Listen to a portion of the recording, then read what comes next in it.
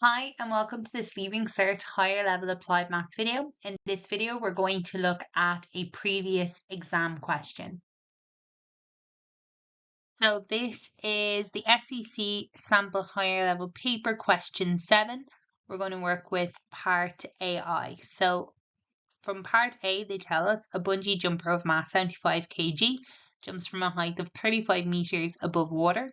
The jumper is tied to an elastic rope of natural length 12 meters and an elastic constant of 100 newtons per meter. Derive an expression for the work done when a spring of elastic constant K Newton per meter is stretched by X meters. So here we have work done by a varying force. The information that they gave us after part A, that's going to be needed for a future part, but it's not needed for now. This is a very generic formula we're going to derive with a K and an X. So the first thing we're going to do is we're going to get our formula for work from the log tables. And that is the one where we have a varying force. So it is force, the integral of force with respect to S, which is displacement. We need to think about what that force is. For us, it's Hooke's law, so F is equal to minus Ks. So just something to be aware of here. Work is a scalar, which means it does not have direction. Force is a vector, which is why we have that negative for Hooke's law. It is restorative force, which means it's coming back to where it started. So when we put Hooke's law in for our work formula, we're not going to put the minus. We're not going to put the direction. There is no need to do that. So we're just going to integrate Ks with respect to S. We're moving it from a displacement of 0 to x. So I'm going to use limits of integration here. So that allows us to get ks, add 1 to our power, divide by our power, and we're going to evaluate that between 0 and x, which gives us k x squared over 2 minus k times 0 squared over 2, which gives us work is equal to kx squared over 2, and work is measured in joules. So part 2 tells us that the motion of the bungee jumper may be modelled using the principle of conservation of energy. Using this model, calculate the distance between the water and the bungee jumper when the bungee jumper is at the lowest point of their motion. Now, what I want to point out is in part 1, we did work out a formula for work done, which was kx squared over 2 joules, where x is the displacement. Now, notice how this is measured in joules. So we're going to use this within the question. So before we go any further, let's sketch out what's happening. So we have a bungee jumper who is at a given height. So here is where they're jumping from, and this is 35 meters. So we have this jumping point here at the top. We then have a few more measurements that we want to put in. One is the natural length of the rope, which we know is 12 meters. That rope, because it's elastic, can then extend to the lowest point of motion. We're going to call this extension X because that's in line with how we worked in part 1. And then we have the water here at the bottom, and we want to find that distance between the lowest point of motion and the water, which is h. So the purpose in this question is to find that value of h. So when we think about the principal conservation of principal conservation of energy, we're going to talk about two of these points. The first point is going to be the jump point, and then the second point is going to be the lowest point of motion. So we know the energy at the jump point should equal the energy at that lowest point of motion.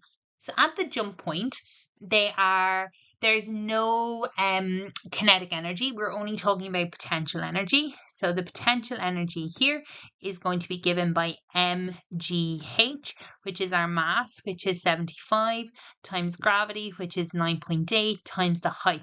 Now you can in theory do this to the lowest point of motion. It gets a little bit tricky, so let's just go to the water. We're going to take that as our lowest point. We work that out, so put that in the calculator, and we know the total energy at the start is 25,725 joules.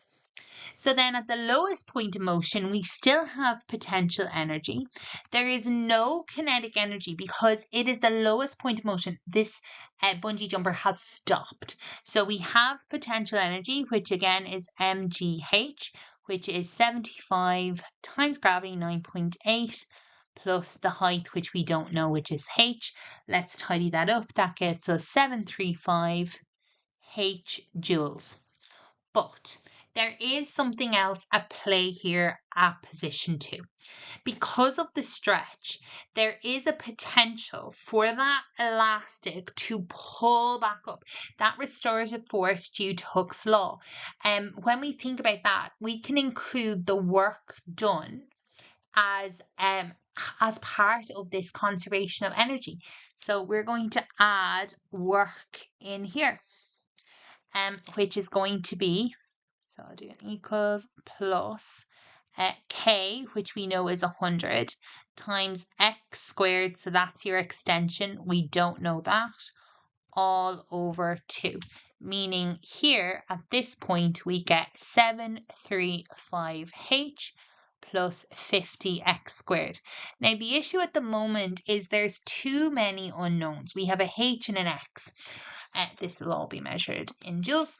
So can we rewrite x in terms of h? So let's go back to our diagram and we can say, well, 12 plus x plus h should give me the total 35, meaning I can rewrite x as 35 minus 12, which is 23 minus h, which allows us then to only have one unknown. So 735h plus 50, 23 minus h squared. So what we know, and again, if you want to keep our units on that, it's going to be in joules. So what we know is the energy at position 1 will be equal to the energy at position 2, meaning 25725 should equal 735h plus 50 times 23 minus h squared, and we're going to expand that bracket, tidy that up, we should get a nice quadratic and solve that for h.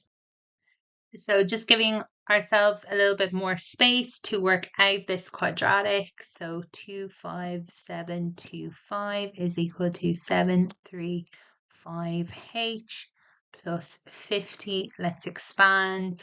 23 by 23 is 529 minus 46h plus h squared.